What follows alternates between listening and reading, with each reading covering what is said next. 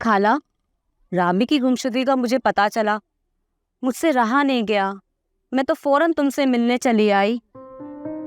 शमो, दुआ करो वो जिंदा हो, बस जहां भी हो सही सलामत हो। खाला, तुम ज्यादा परेशान मत हो, अल्लाह सब बेहतर करेगा खाला। हाँ बेटा, एक शैतान सिफत इंसान उसके पीछे पड़ गया है। पहले उसने तेरे चाचा को पैसों का लालच देकर राबी से निकाह के लिए राजी किया, लेकिन जब उसे पता चला ना कि मैंने जिब्रान से उसकी शादी कर दी है, उसने उसको अगवा करा लिया। वो तो भला हो उसकी बीवी का, जिसने हमारी मदद की और पुलिस की मदद से राबी को उसके जंगल से आजाद करवा दिया। खाला, मुझे पता चला कि राबी इससे पहले भी एक बार अगवा हुई थी। उसे तो पुलिस ने गिरफ्तार कर लिया था। इसका मतलब वो गिरफ्तार हो गया है, तो इस बार राबी का इस तरह गायब हो जाना? गिरफ्तार तो हुआ था, लेकिन कमबख्त बहुत जल्द बाहर आ गया था। तुम्हें तो पता है ना हमारे कानून का, जिसके पास पैसा है और असर रसूख रखता है ना, उसका कोई कुछ बिगाड़ नहीं सकता। मगर खाला, उसके खिलाफ हम रपट तो दर्ज करा सकते हैं ना? अरे बेचारा जिब्रान और तेरा चचा थाने के चक्कर लगा लगा कर थक गए हैं। पुलिस से लेकर वजीर तक पैसे की जबान समझते हैं। बेचारे गरीब का तो कोई पुरसान हाल ही नहीं है। खाला, अल्लाह की अदालत भी तो है ना, अब वही इसका फैसला करेगा। उसके यहाँ देर है अंधेर नहीं। हाँ शमो, हमने उसी पे छोड़ा है, अल्लाह ही फैसला करेगा। चलो खाला, अब मैं चलती हूँ। राशिद भी कह रहा था आने को, लेकिन उसको कुछ काम था। अगली दफा आऊंगी ना खाला, उसको भी लेके आऊंगी। बैठ तो सही, कहाँ जा रही है?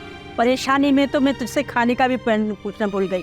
अरे खाला, अगली दफा आऊंगी ना तो खाना भी खाऊंगी और ढेर सारी बातें करेंगे। मैं चलती हूँ खाला। तेरी मर्जी, चल। मैं तो फिर खाना खाऊंगी ना, आऊंगी आपके पास। जरूर जरूर, चल चल, मैं तुझे छोड़ कर आती हूँ। अल्लाह खुश रखे तुझे, अल्लाह खुश रखे। हेलो, हाँ फजल।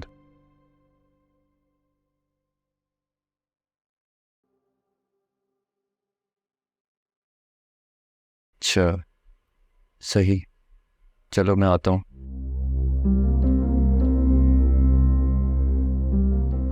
महनूर, आज बताता हूँ तुम्हें बेवफाई की सज़ा क्या होती है।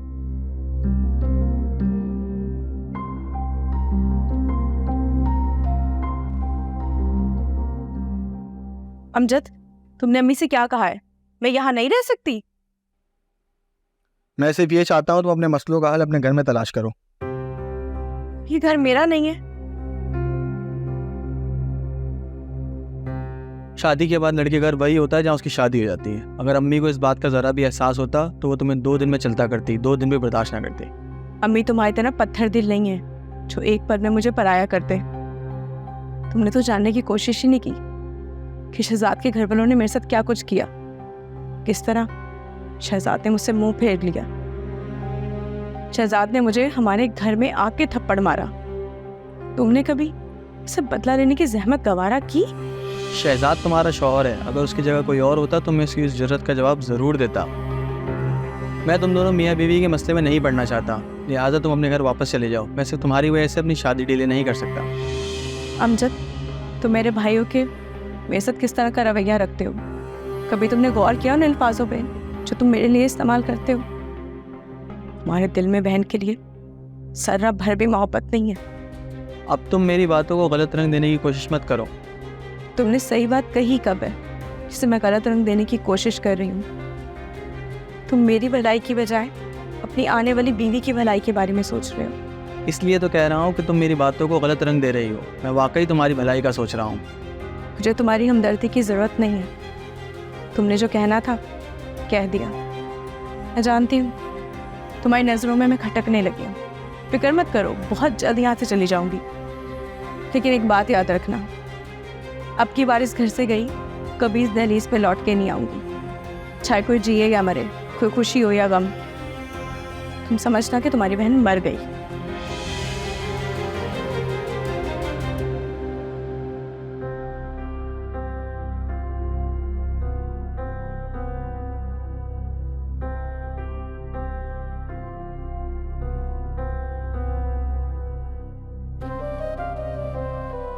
वाह, क्या बात है।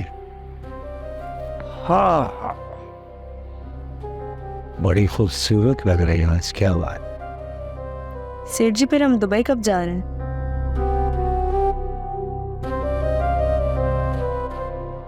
तुम दुबई का सोच रही हो और मैं तुम्हारे साथ यूरोप को टूर अगले हफ्ते प्लान किए बैठा। फिर तो बहुत मज़ा आने वाला है सेठ जी। सेठ जी, फिर मैं शॉपिंग तो दुबई से ही करूँगी। अरे मेरी शहजादी, मैंने कब तुम्हें मना किया? जहाँ से मर्जी शॉपिंग कर।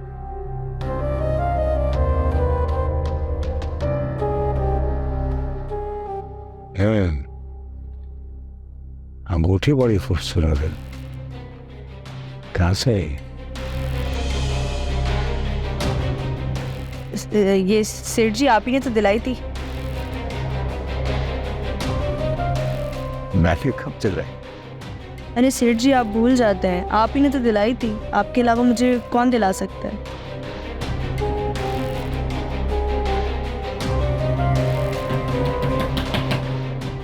कौन है? कौन हो सकता है?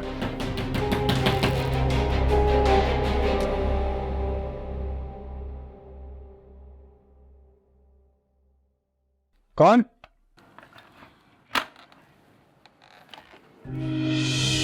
तुम? तुम्हारी ये हिम्मत कि तुम मेरे बेडरूम में, तो क्या मेरे अपार्टमेंट में कैसे पहुंचे तुम? आपकी तो बात ही कुछ और है सेठ जी।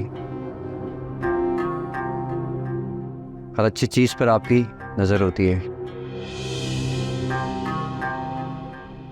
तुम जाओ अभी यहाँ से, बाद में बात करें। मैं जाने के लिए नहीं आया सेठ जी, हिसाब चुकता करने के लिए आया। इस हरकत की तुमको बहुत बड़ी कीमत चुकानी होगी शेर। तुम मुझे अच्छी तरह जानते। अच्छी तरह तो मैं अभी जान गया हूँ सेठ। जो कुछ करना होगा वो आप नहीं, मैं करूंगा। क्या कर रहे हो तुम? दिमाग ठीक है तुम्हारा? प्लीज़ शेरू, ऐसा मत करो। तो मैडम मानूर, तुम्हें भी डर लग रहा है? 24 जुलाई 2024 याद है ना? शादी की तारीख खुद से मुकर्रर हो गई और रातें बसर सेठ जी के साथ। तुम्हें क्या लग रहा है मैं तुम्हारे इन कारनामों से वाकिफ़ नहीं हूँ? मैं तुम्हें और सेठ जी को मुसलसल मॉनिटर कर रहा था। तुमने अपने मफादात के लिए मुझे भी इस्तेमाल किया और सेठ जी को भी। मेरे सामने हमेशा अपनी शराफत की डोंग रचाती रही, मगर अफसोस तुम्हारी गलती की सज़ा तुम्हारे साथ साथ अब सेठ जी भी भुगतेंगे।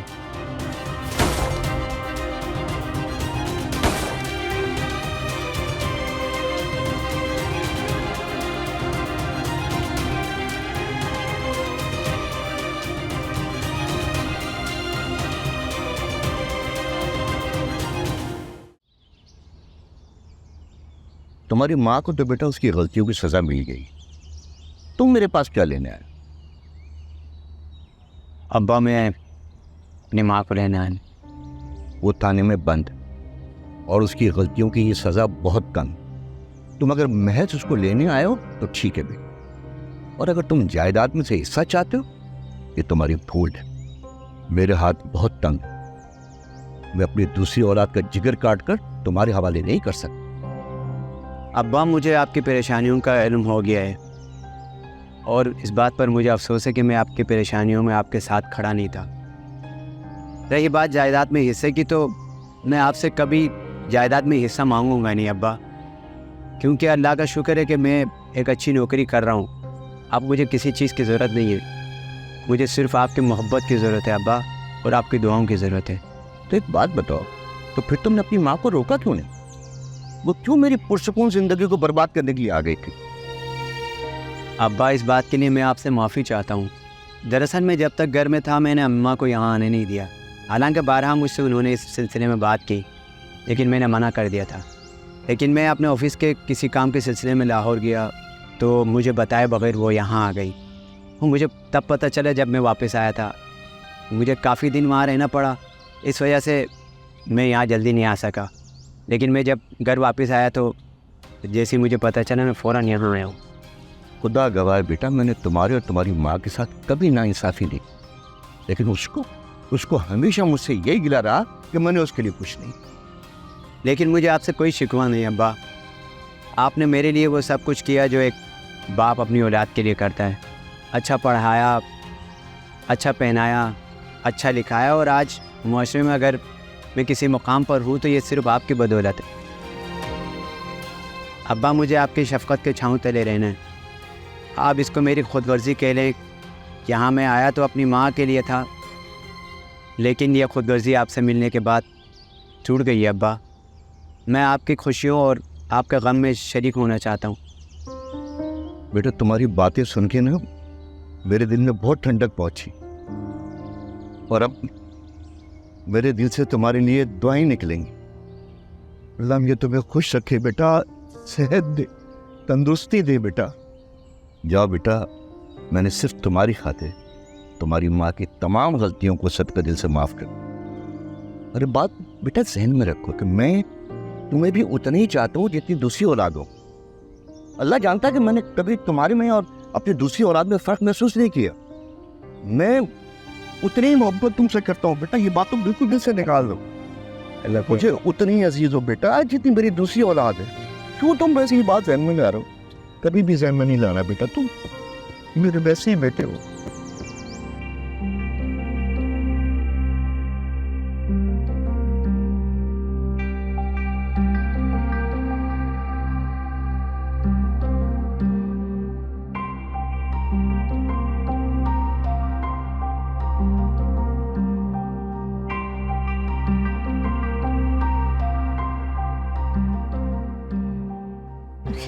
आ गई फुलझड़ी। क्या फन फैलाए हमेशा काटने को दौड़ती है। चुप कर, अगर जबान चलाई ना तो उधेड़ के रख दूंगी पप्पन को टिरी करके। दरवाजा खोल, मुझे यहाँ से बाहर निकाल। अरे बुढ़िया, आफत की पुड़िया है तू, पता नहीं अब तक क्यों मर खप नहीं गई। क्या कहा? आफत की पुड़िया? ऐसी बात मत करना, जान से मार दूंगी मैं तुझे। तुमने यहाँ सबके कान पका के रख दिए हैं, आज जान छूट जाएगी सबकी। क्यों? इस अंधेरे कमरे में रखकर तुझे चैन नहीं मिला तो किसी दूसरी जन्म में भेज रही है मुझे। एक लड़का आया है तुम्हारी जमानत करवाने। मैंने कहती थी मेरा बेटा जरूर आएगा, मेरा असद आया होगा मेरी जमानत करवाने, मुझे जन्म से निकालने के लिए। चल जल्दी लेके चलो मुझे मेरे बेटे के पास। चल, मेरा बेटा हो गया। मुझे आंटी और महविश के बारे में सुन के बहुत अफसोस हुआ, पर सच बताऊं मुझ में हिम्मत नहीं थी कि मैं अंकल का सामना कर पाती, इसलिए जनाजे में शिरकत नहीं कर सकी। इन सब में कसूर मेरा ही है नायरा।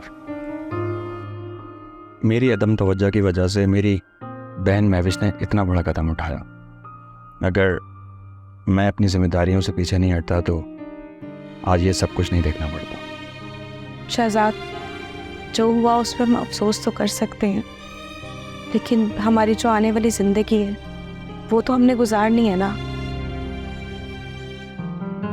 उनका गम हम कभी नहीं भुला सकते, लेकिन हमें हिम्मत करनी होगी। खुशियाँ और गम दोनों जिंदगी का हिस्सा है।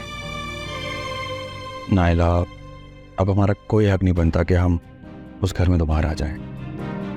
मैंने भी हमेशा अपना भला सोचा, भी उस घर की बहू बन के नहीं सोचा। अब मुझ में हिम्मत नहीं है कि मैं अंकल का सामना कर सकूं, और मैं अपनी अम्मी के घर रहने पे भी तुम्हें फोर्स नहीं करूंगी।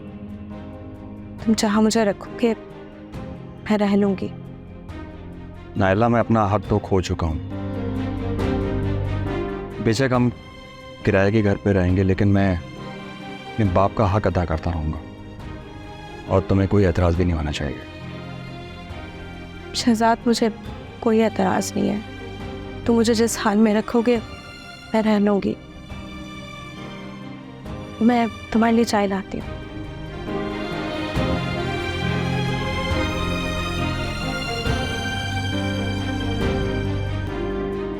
अरे यार, दिन में 10 दफा लाइट जाती है, अब कोई पुरसान हाल नहीं है भैया, ऐसा हमें परेशान किया हुआ है। अस्सलाम वालेकुम चाचा। अरे सलाम। अरे सम्मो कैसी है भाई? ठीक है। अरे आज तो दामाद साहब भी आए भाई, माशाल्लाह माशाल्लाह। अरे सुकन्ना, ओ सुकन्ना, आधे कौन है? ये कौन? ये तो तुम्हारा मेरी बेटी, मेरी बेटी। हाँ भाई, माशाल्लाह माशाल्लाह भाई। अरे क्या बात है भाई। अरे अरे लाइट गई हुई है, जैसे चली जाती है ना थोड़ी थोड़ी देर के बाद ऐसा करते हैं। मौसम भी अच्छा है, बाहर ही बैठते हैं हम लोग। अरे मैं पलंग लाता हूँ, यहाँ रख के बैठते हैं, ठीक है? मैं निकालता हूँ आपके। नहीं, तू मेहमान। हम ले आए ताजा। अरे नहीं, हम दोनों उठा लेंगे। अरे हम दोनों उठाएंगे भाई। आजा आजा आजा आजा आजा आजा आजा।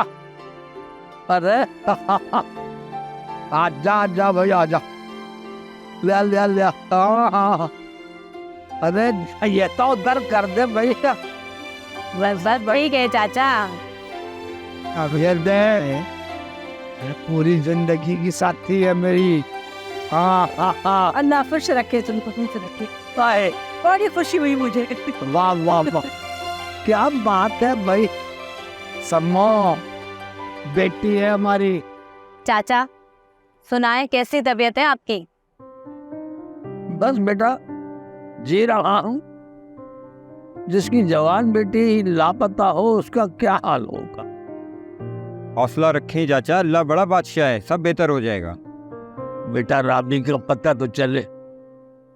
अगर उसकी मौत की खबर भी मिल जाती है तो मुझे सब्र आ जाएगा कि वो मर गई है। लेकिन इस हाल में मैं कैसे सब्र करूं कि उसका कोई अता पता नहीं है। और तुम्हारी चची तो रोज जी रहे हैं, रोज मर रहे हैं, और रावी का पता नहीं है। चाचा अल्लाह ने चाहा तो राबी बिल्कुल सही सलामत आपके पास वापस आ जाएगी। ना उम्मीदी ना करें चाचा, ना उम्मीदी तो कुफर है ना। अरे बेटा अल्लाह की जात से ना उम्मीद नहीं हूँ, तभी तो जिंदा हूँ। चाचा अल्लाह आपको ज़िंदगी दे, हिम्मत करें। वो कहते हैं ना कि हिम्मत मर्दा मर्दद खुदा। वैसे मेरी जब ज़रूरत पड़ेगी मैं आ जाऊँगा, आप मुझे बता सकते हैं। अरे बेटा तुम्हारा इतना ही कहना काफ़ी है। खुश रहो बेटा, खुश रहो। बस तुम सम्मो का ख्याल रखा करो, ये भी हमारी बेटी। अरे मैं जाकर खाना बनाती हूँ, बातें करने में तो मैं तो भूल ही गई। अरे चची आप तकलीफ़ ना करें, बस हम चलते हैं, हमसे मिलने आए थे। अरे ऐसे कैसे चलते हैं? मेरा और शम्मो का वायदा था कि जब तुम हमारे घर आओगे तो खाना साथ मिलकर खाएंगे। और दूसरी बात ये कि हमारा बेटा भी तो पहली दफा आया है ना, तो खाने के बाद मैं नहीं छोड़ूंगी यहाँ। बिल्कुल भाई बिल्कुल। चले चाची, जैसी आपकी मर्जी। चलो तुम ऐसा करो, अपने चचा के साथ बातें करो और मैं खाना लगा। ठीक है ठीक है चाचा। खाना खाने बगैर मैं नहीं छोड़ूंगी।